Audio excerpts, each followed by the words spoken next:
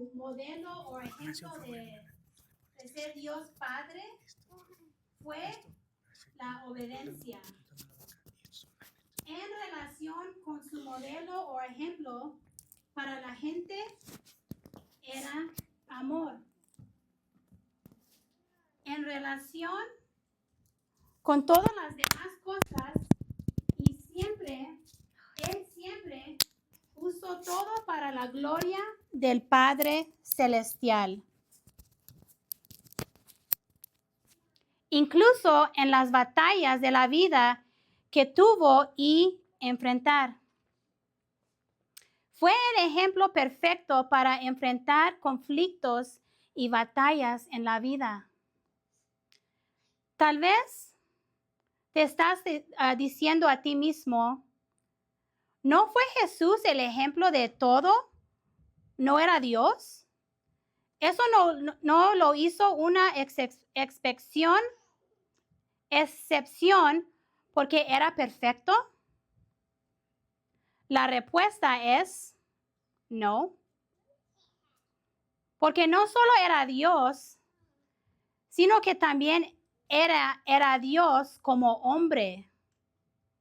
Eso significaba Jesucristo era Dios vestido de carne humana sin pecado. Lo que significaba que Él sentía las mismas cosas que nosotros sentimos. Le dolió igual que nosotros y sintió el mismo tipo de dolor que nosotros sentimos. Y así, cuando pensamos en que Él es el modelo, el ejemplo perfecto, el área en la vida de Jesús que quiero que veamos en este mensaje es una de las batallas que Jesús luchó y cómo luchó y cómo lo ganó. Entonces el título de este mensaje es ¿Dónde se gana la batalla? Y quiero que veamos al más crucial, el punto vital en la vida de Cristo cuando se trata de batallas y veamos cómo ganó esa batalla crucial. El más crucial de todos. Y se encuentra en el capítulo 26 de Mateo. Y vamos a comenzar en el versículo 36. Mateo 26 y comenzamos en versículo 36.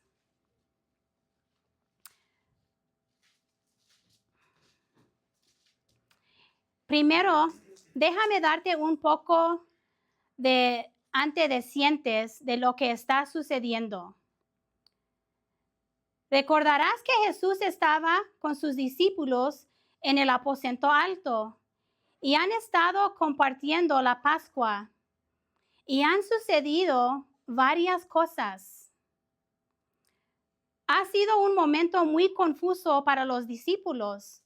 No podían entender exactamente lo que estaba sucediendo. Y después de eso, la Biblia dice que fueran al monte de los olivos, al jardín de Getsemaní, que era el lugar al que Jesús iba a menudo. La Biblia habla que él fue mucho. Y esta vez, aquí es donde él y los discípulos pasarán la noche. Vamos a comenzar en el versículo 36. Entonces Jesús llegó con ellos a un lugar llamado Getsemaní y les dijo a sus discípulos: sentaos aquí mientras yo voy ahí y oro. Y tomando a Pedro y los dos hijos de Zebedeo, comenzó a entristecerse y angustiarse angustiarse en gran manera. Entonces Jesús les dijo, mi alma está muy triste hasta la muerte. Quedaos aquí y velar conmigo. Yendo un poco adelante, se postró sobre su rostro, orando y diciendo, Padre mío, si es posible, pasa de mí esta copa, pero no sea como yo quiero, sino como tú. Vino luego a sus discípulos y los halló durmiendo. Y dijo a Pedro, ¿así que no habéis podido velar conmigo una hora? Velar y orar para que no entráis en tentación. El espíritu a la verdad está dispuesto, pero la carne es débil. Y otra vez fui y oró por segunda vez, diciendo, Padre mío, si no puede pasar de mí esta copa, sino que yo la beba, hagas tu voluntad. Y vino otra vez y los halló durmiendo, porque los ojos de ellos estaban cargados de sueño. Y dejándolos, se fue de nuevo y oró por tercera vez, diciendo las mismas palabras. Entonces vino a sus discípulos y les dijo, dormid ya y descansar.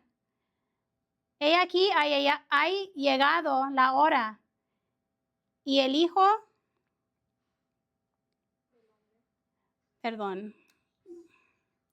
no sé qué pasó conmigo.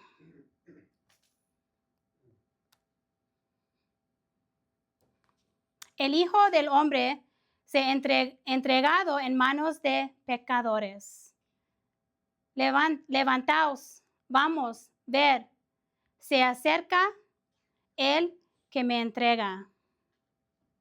Lo que quiero que notas es que el jardín de Getsemaní era el lugar favorito de Jesús en Jerusalén. Era su lugar favorito. Era su costumbre ir allí y hablar con el Padre. Era su lugar para orar. Y creo que en el jardín de Getsemaní es aquí donde Jesús peleó su batalla más dura y más crucial. Es en este lugar donde tú y yo descubrimos y vislumbramos la humanidad de Jesús. Voy a decir estas varias veces en este mensaje porque es muy importante. Porque esto es lo que hacemos,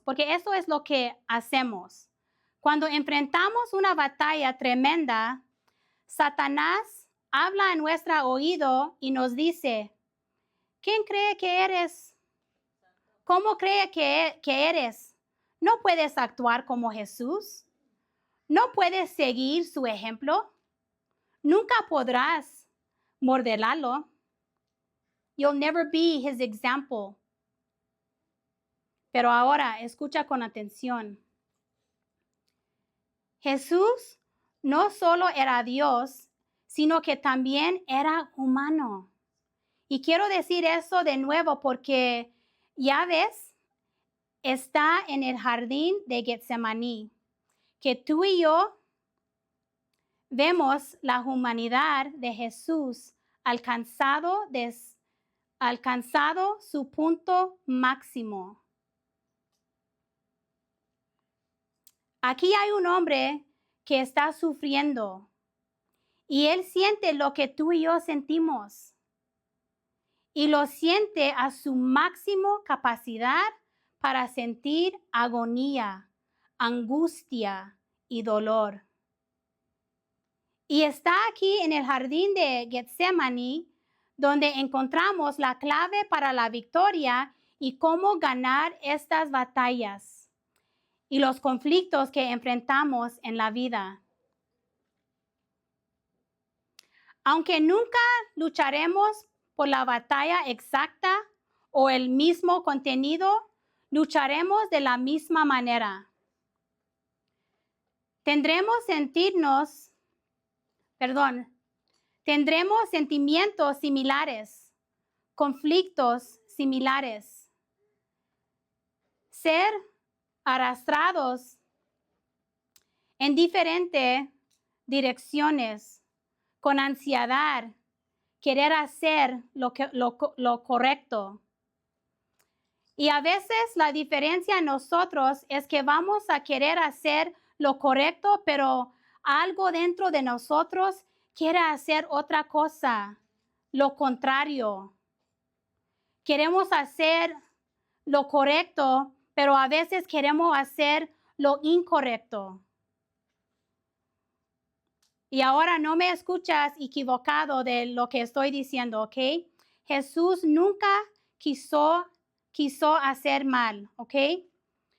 Fue el proceso que pasó, el ejemplo que estaba estableciendo para nosotros. Y eso es que yo quiero que veamos y cuán importante y significativo era para nosotros. Veamos que Jesús estaba en el jardín con sus discípulos y quiero que veas esto. En primer lugar, aquí en este pasaje, en lugar de su lucha, su batalla, vemos que el lugar de su mayor batalla fue en el jardín de Getsemaní. Y ahora quiero que me acompañes a un versículo de la Biblia. Hoy en un verso muy significativo que quiero que veas. En el capítulo 21 de Lucas. Capítulo 21 de Lucas. Y vamos a mirar el versículo 37.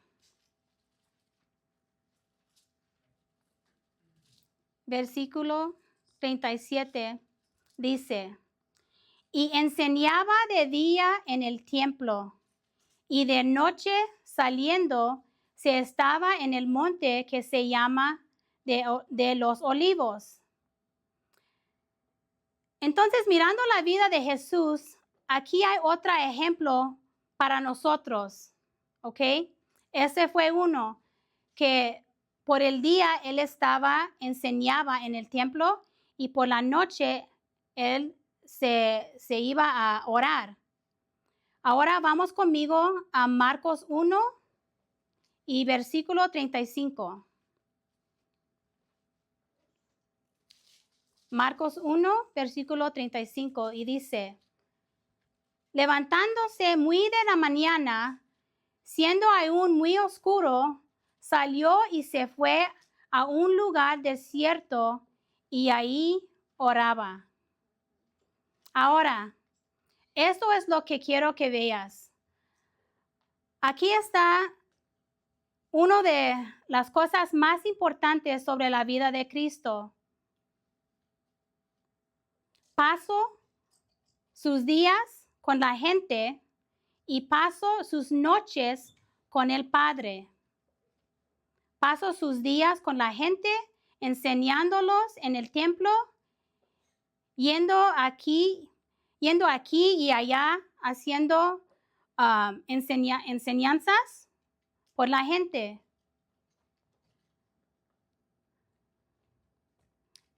Él pasaría sus días con la gente y pasó sus noches con el Padre. Jesús pasó sus noches en el jardín de Getsemaní con el Padre. Tenía comunión con Él. Y ahora, Jesús no siempre estaba en Jerusalén, así que a veces estaba en una montaña o en otro lugar orando, pero siempre tuvo tiempo solo con el Padre.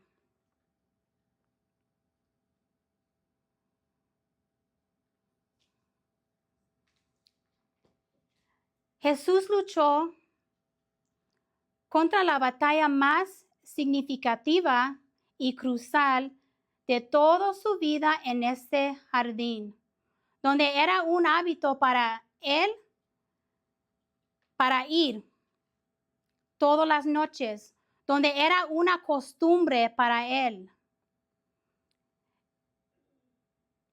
Este era un lugar donde todos sus discípulos esperaban que fuera por la noche. Había algo en este monte de los olivos donde podía mirar por encima de toda la ciudad de Jerusalén. Y en esta noche en particular, naturalmente fueron ahí. Fue aquí donde decidió pelear esta batalla más crucial de su vida. Ahora, la mayoría de las veces en que pensamos en Jesús y Getsemaní, la mayoría de las veces creemos que su batalla fue su muerte en la cruz. Pero quiero que veas algo un poco más significativo que eso. Y eso es,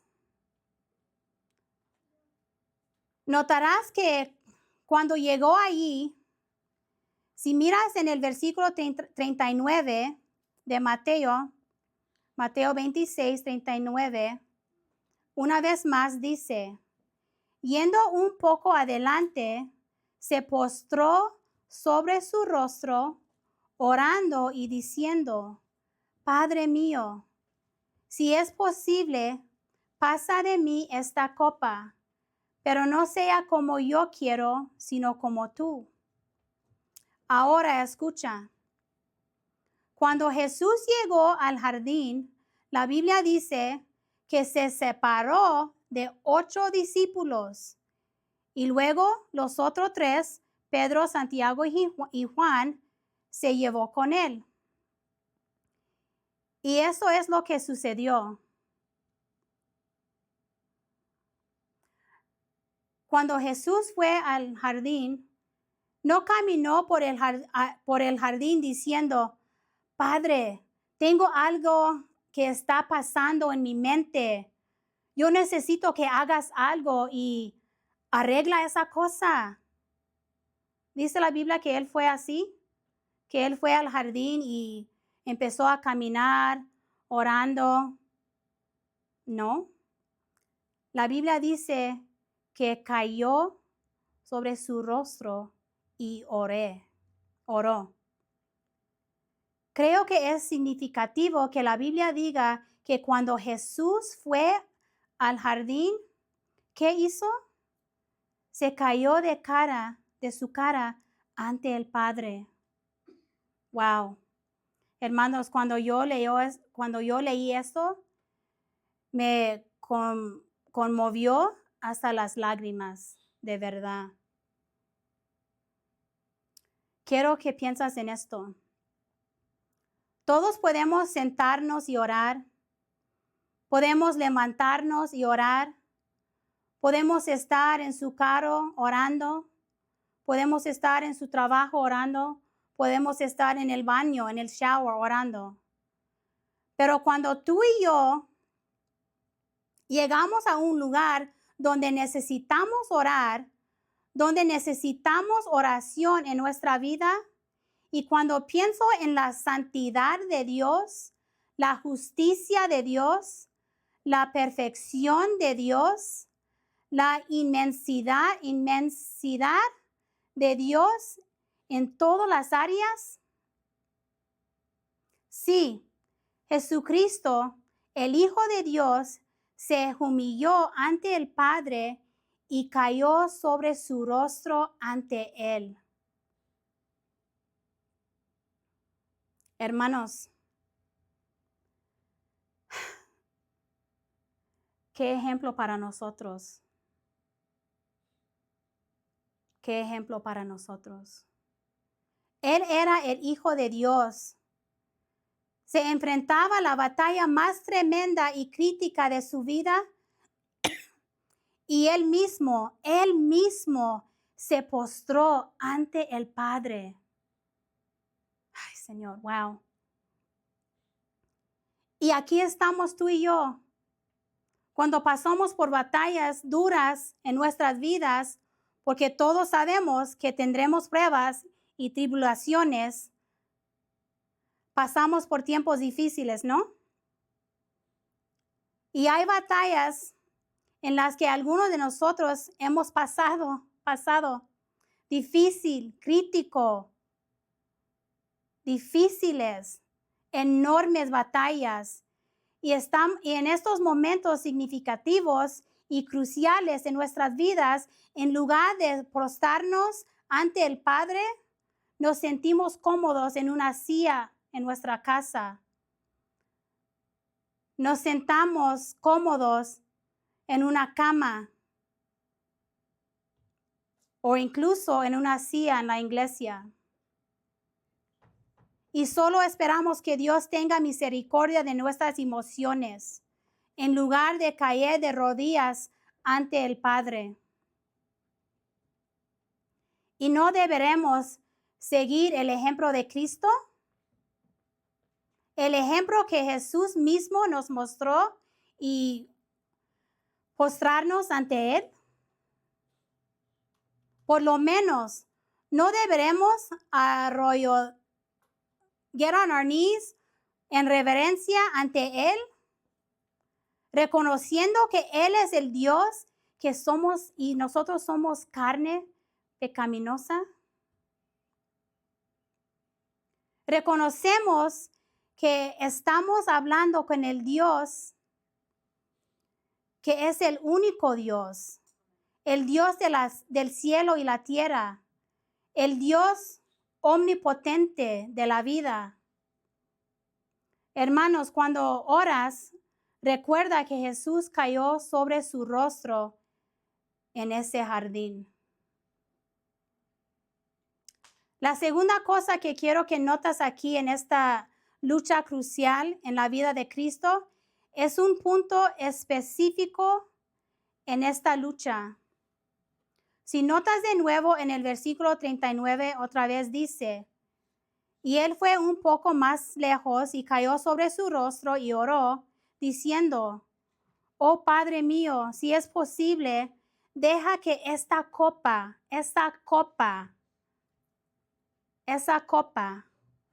pase de mí. Ahora fíjate en lo que él no dijo. Él no dijo, deja que la cruz pase de mí. Podría haber, pero ¿por qué no lo hizo?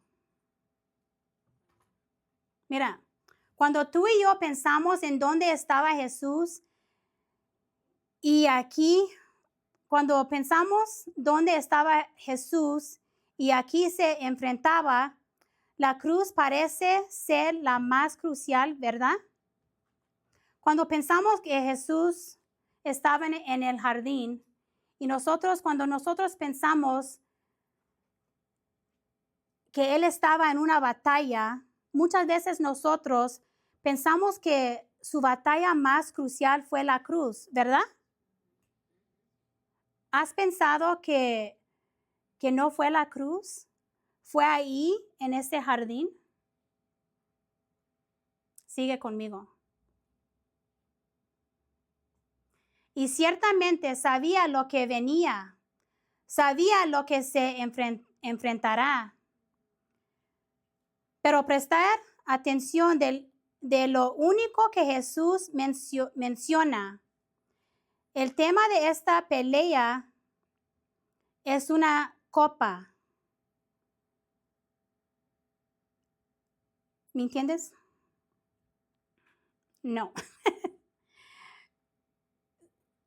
Su pelea no fue, bueno, la pelea que él estaba enfrentando ahí en ese jardín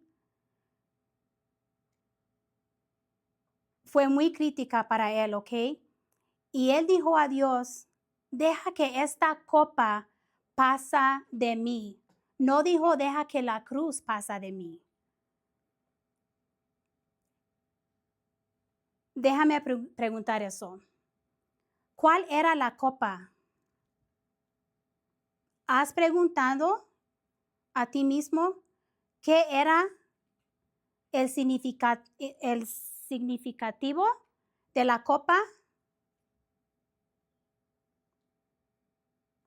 Buena pregunta. Quiero que vuelvas, si quieres, al Salmo 75. Lo voy a explicar, ¿ok? En el Salmo 75 hay una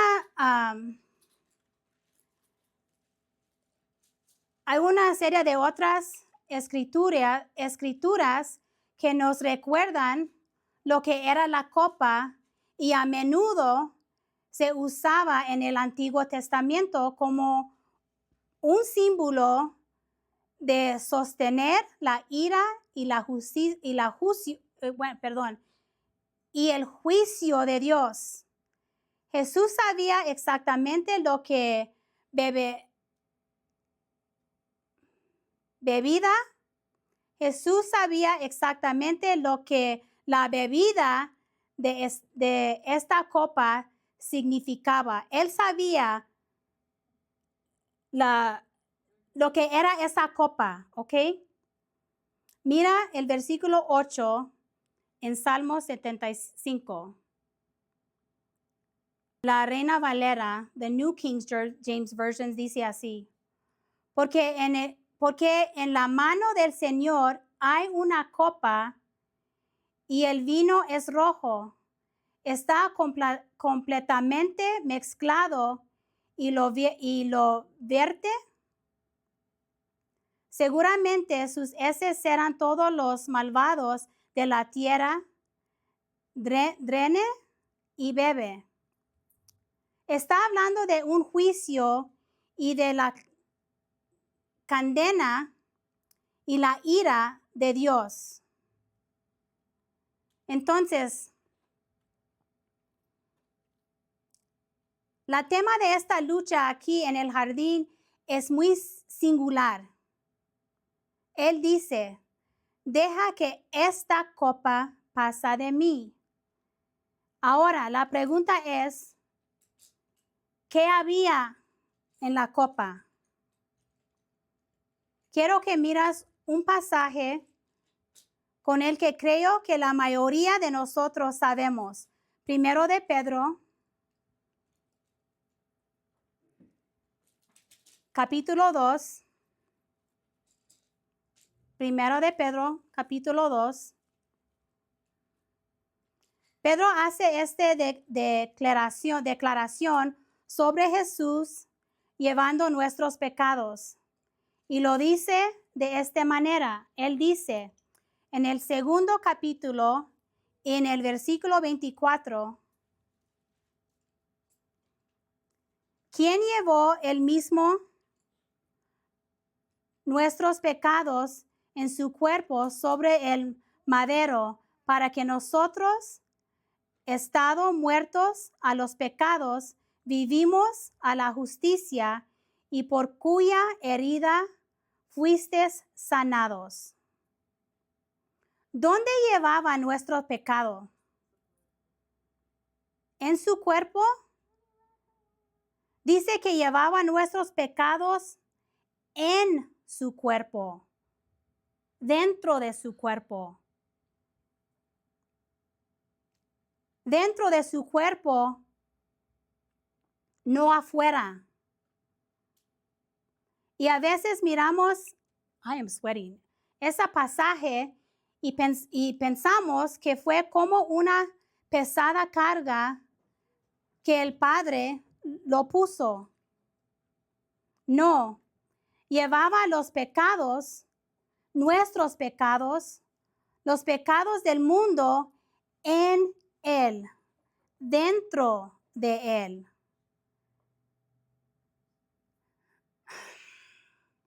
Quiero que ustedes entiendan eso.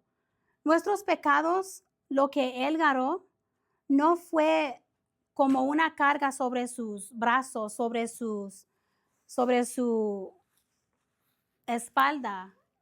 La Biblia dice que nuestros pecados, Él garó dentro de Él. Sintió pecado en todo su ser. Fue tan pesado, tan intenso, que ni siquiera podemos imaginar. Sintió la fealdad y el extremo grotesco del pecado en su cuerpo, dentro de su cuerpo. Piensa por un momento en el pecado más feo y más sucio que has cometido y lo feo que te hizo sentir. Y cómo te dolió. Y Él llevaba ese pecado dentro de Él para que pueda ser perdonado. Amén. Ahora, quiero que miras en 2 de Corintios, capítulo 5.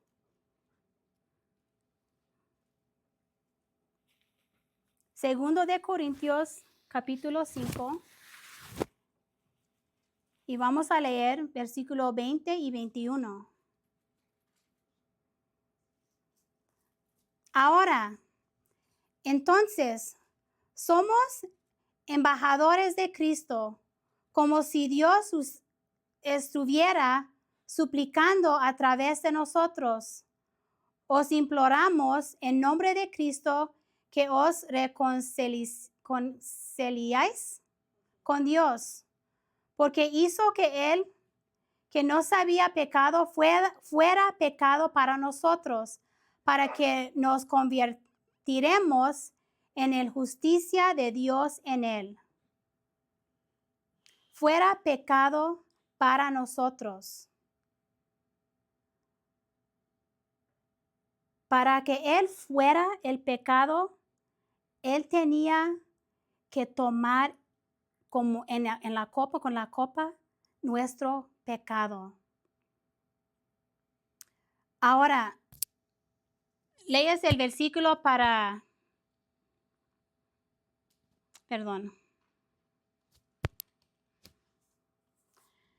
Leemos ese versículo que tomemos nota de un punto crucial. El versículo 20 dice, ser reconciliado con Dios. Y es Dios. Versículo 21 dice, porque Él hizo con el que no sabía pecado, fuera pecado por nosotros, para que nos convertimos en la justicia de Dios en Él.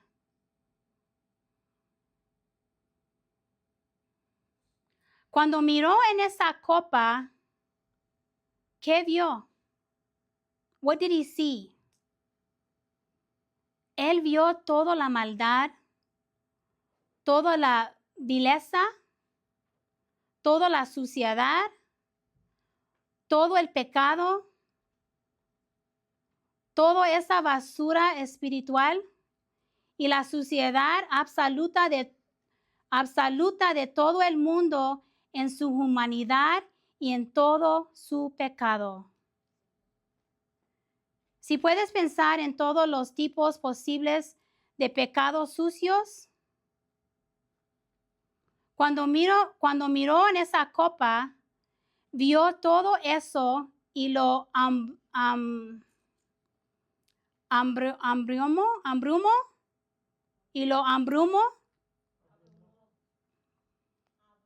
abrumó absolutamente. Vio cuando miró en esa copa, vio el tuyo y el mío pecado sucio, los pecados del mundo, y vio que iba a tener que beber de la copa. Cuando Jesús estaba ahí en el jardín, oré 3 veces. La misma oración. Él oró, Dios, si puede pasar esa copa.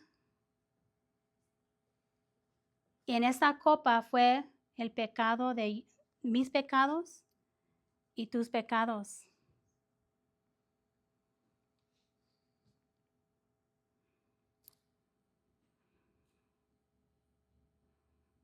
Jesús era un hombre sin pecado, una persona perfecta, y iba a convertirse en pecado.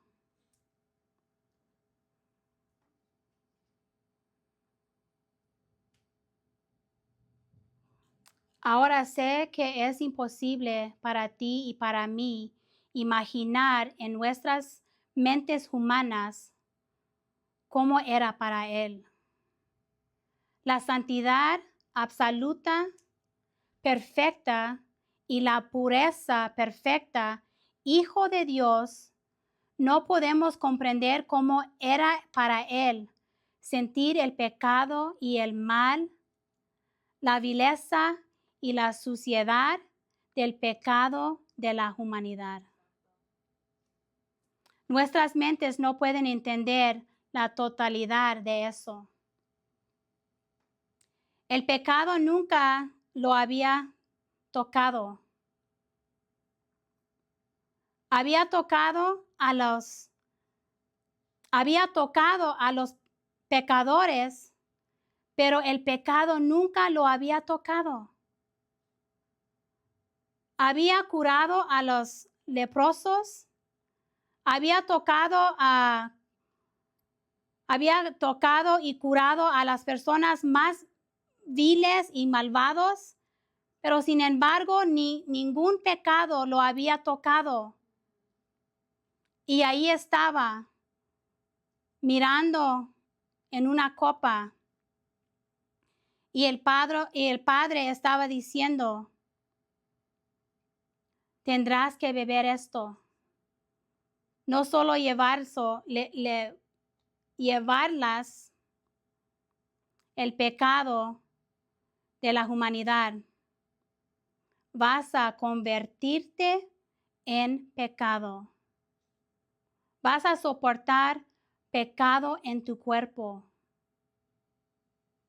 No será como llevar una carga pesada en tu espalda. Estará en tu ser. Te vas a convertir en el pecado del mundo. Wow.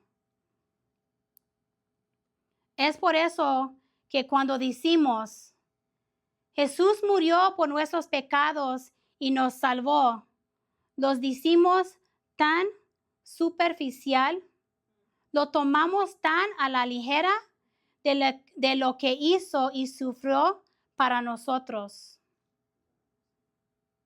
Eso es lo que vio, y por eso dijo: oh Padre mío, si es posible, deja que esta copa pase de mí.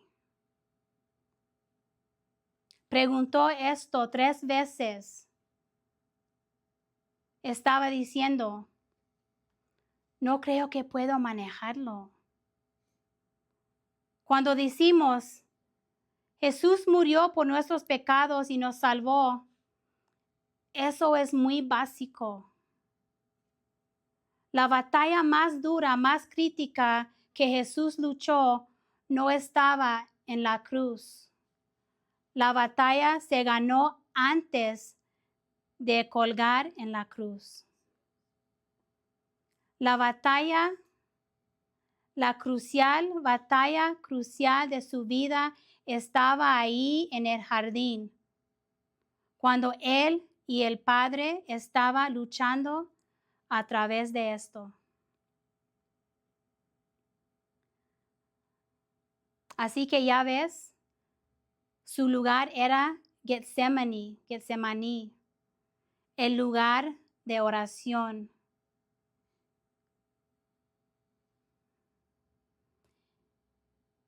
Y el objeto, the object de esta lucha era la copa. Ahora quiero que miremos la intensidad de esta batalla. Queremos que escuchas estas palabras. Mira conmigo de nuevo el libro de Mateo. Vamos otra vez al versículo 36.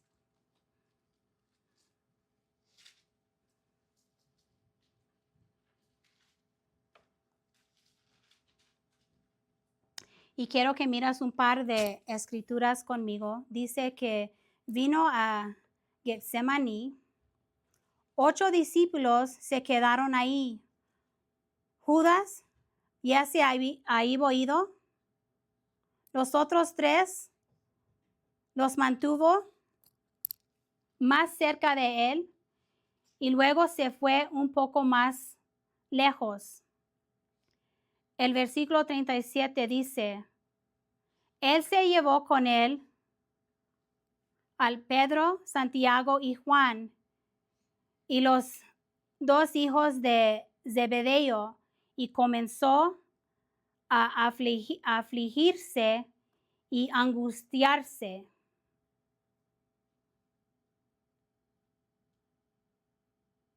Presta atención. Este es el efecto que tuvo en él. Dijo que comenzó a estar afligido, lo que significa un profundo dolor. Sintió el dolor en su mente. Probablemente pensó 1000 pensamientos. ¿Cómo puedo imaginar a eso?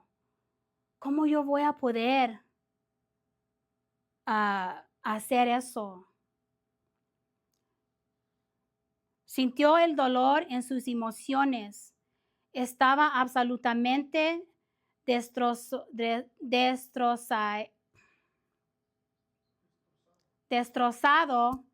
y desgarrado.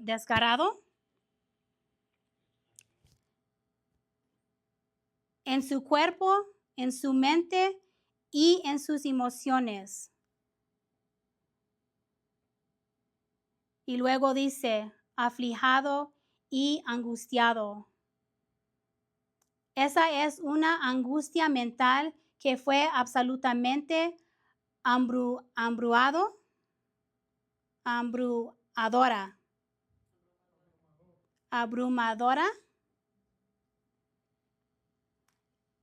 Esa es la razón por lo que dijo. Mira esto, versículo 38. Entonces les dijo, mi alma no solo está afligido, sino que profundamente afligido, hasta el punto de muerte. Ahora mira conmigo muy rápido al capítulo 14 del libro de Marcos.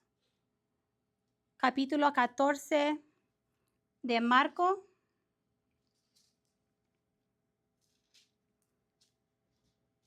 Ese capítulo utiliza una descripción un poco diferente, pero es la misma historia y las mismas cosas están sucediendo aquí.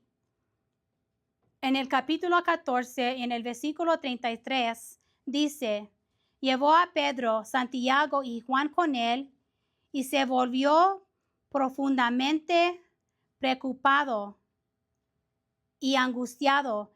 La palabra preocupado aquí es troubled. He was deeply troubled.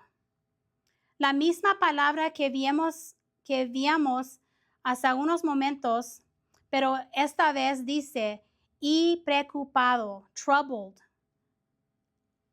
¿Qué significa esa palabra? ¿Qué significa esa palabra? Troubled, preocupado. Significa que él estaba asombrado. Él estaba alarmado. Está asombrado. Escucha esto. Cuando miró en la copa, cuando él miró en la copa, él no dijo, ok.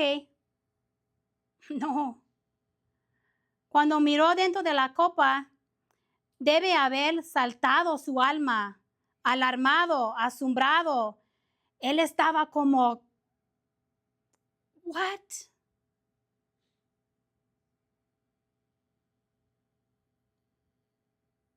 Mira, a morir en la cruz, eso es una cosa. Ser el Cordero de Dios, esa es otra cosa. Pero convertirse en pecado y estar separado del Padre, wow, esa fue otra cosa. Quiero que vayamos al capítulo 16 de Marco. Libro de Marco, capítulo 16. Aquí es otra forma en que esa palabra se usa de nuevo. ¿Recuerdas la historia en Marcos capítulo 16? Es la historia de la resurrección. La historia cuenta cuando María Magdalena y María, la madre de Jesús, fueron y compraron especias para que pudieran ungir el cuerpo de Jesús. Y en el versículo 5 dice, cuando entraron en la tumba, vieron a un joven vestido con una bata blanca sentada en el lado derecho. Las mujeres se sorprendieron. La Biblia dice que estaban sorprendidos. No sabían de qué hacer. Estaban abrumados. They were shocked. Jesús no estaba ahí. En lugar de Jesús estaba un ángel. They were in shock. La palabra sorprendido, shocked, aquí es la misma palabra utilizado para describir el efecto que tuvo sobre Jesús cuando miró a la copa y vio lo que iba a tener que beber. No fue algo ligera como, ok. Cuando él miró dentro de esa copa, miró todo el pecado del mundo, todo el sucio del mundo.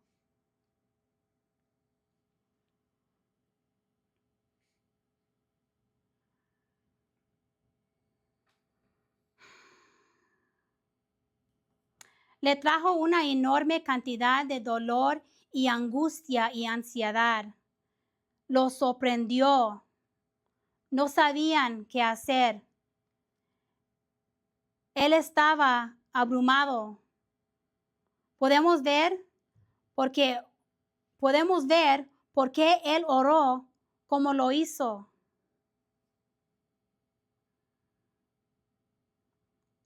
Ahora quiero que veas la intensidad de esta batalla. Se revela en dos maneras. En primer lugar, por el dolor que él llevaba, lo que acabamos de ver.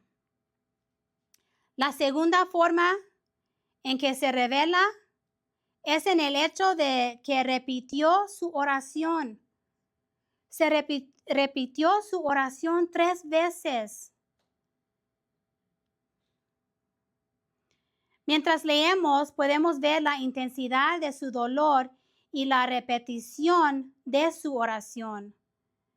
Mira de nuevo lo que él oró en versículo 39 de Mateo 26. Dice, fue un poco más lejos y se inclinó con la cara al suelo, orando. Mi Padre, si es posible, déjalos quitar esta taza de sufrimiento. Sin embargo, quiero que tu voluntad se haga, no la mía. Ahora, mientras Jesús oraba, él no estaba orando, Padre, no quiero hacerlo, no quiero hacer esto. No. En otras palabras, no estaba rechazando la voluntad del Padre. Eso es lo que estaba preguntando. This is what he was praying. Él estaba preguntando, Padre, sé que voy a morir porque soy el Cordero asesinado antes de la fundación del mundo. Y a veces él sabía que iba a tener que morir una muerte sangrienta. No podía no podría haber muerto de neumonía o otra enfermedad, porque cada sacrificio en el Antiguo Testamento tenía que derramarse de sangre. Él sabía hacia dónde se dirigiría. He knew where he was going. Lo que estaba preguntando es esto: Padre, ¿hay otra forma de morir por el pecado de la humanidad y llevarlos a la salvación? Escucha esto, hermanos. ¿Y cuál fue la respuesta?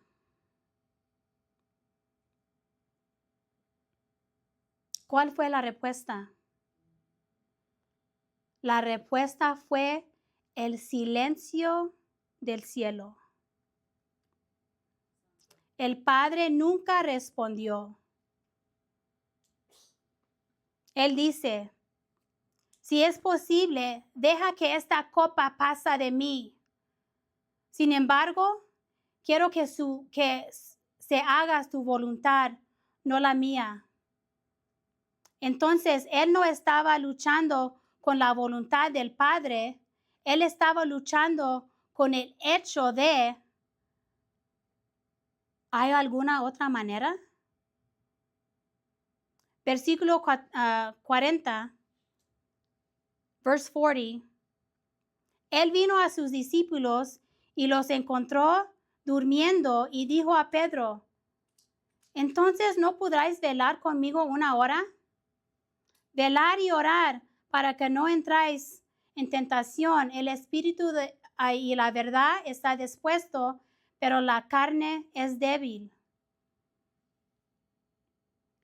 Versículo 42. Otra vez fue y oró por segunda vez, diciendo, Padre mío, si no puede pasar de esta copa sin que yo la bebe, hagas tu voluntad. Cuando el Padre no le dio respuesta, dijo, Padre, si no puedo pasar, si esa es la única manera, estoy dispuesto.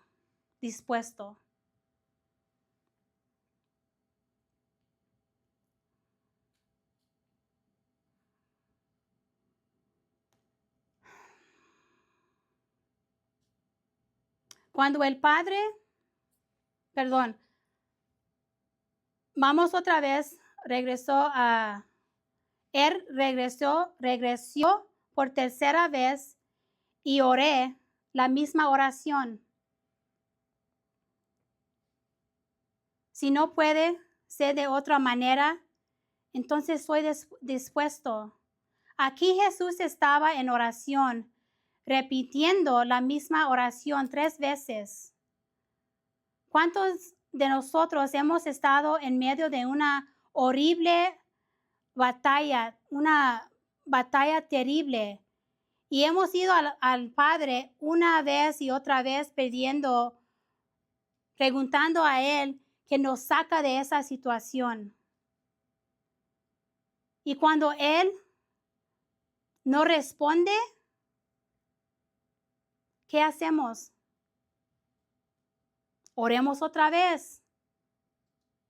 Nos vamos otra y otra vez a nuestra jardín de Getsemaní a pelear esa batalla. Pero Dios nos dio un ejemplo. Amén.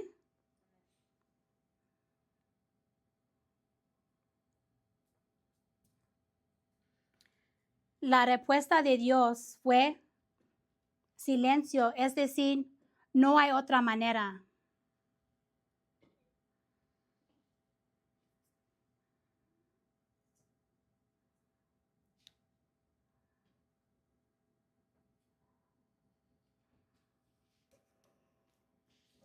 Perdón.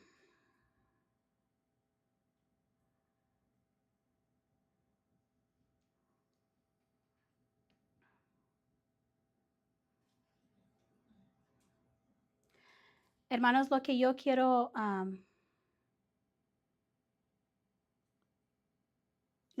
decir esta noche a cerrar ese mensaje fue que yo quiero que ustedes recuerdan, cuando estamos pasando por una batalla muy difícil, hay batallas en nuestras vidas donde sí tenemos que orar, necesitamos tenemos que buscar a Dios, pero hay batallas en nuestras vidas que son muy difíciles. Amén. Y en esos momentos tenemos que recordar el ejemplo que Jesús nos dio. Él como Jesús, el Hijo de Dios, Dios en su forma humana, Él se postró ante de su Padre.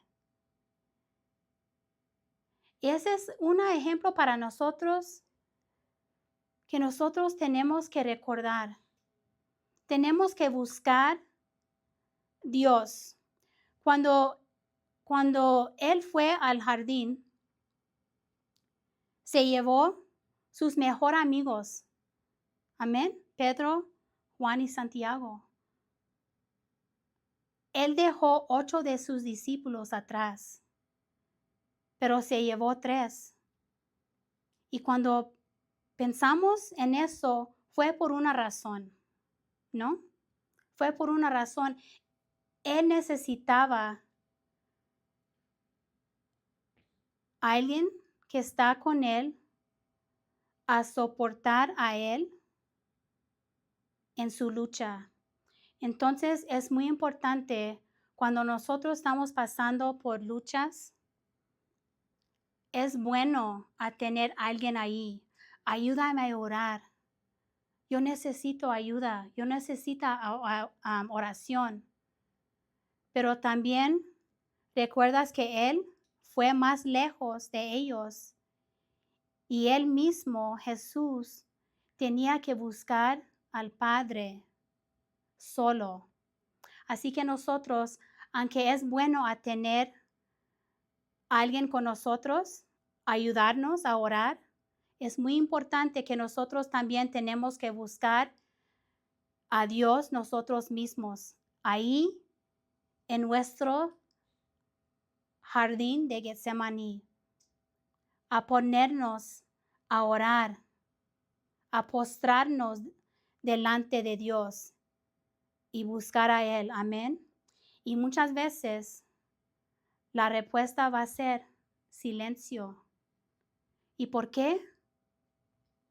No porque Él no tiene la respuesta, porque Él tiene más grande para nosotros más adelante.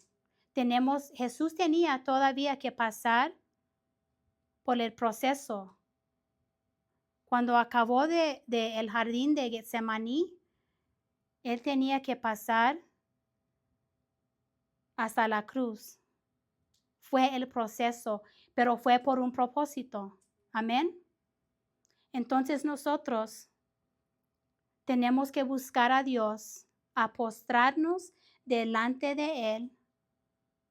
Y muchas veces Él va a decir, Tú nomás pasa por el proceso, yo voy a estar ahí contigo, pero va a ser por un propósito. Amén. Cierra sus ojos. Father, in the name of Jesus, thank you this evening, Lord.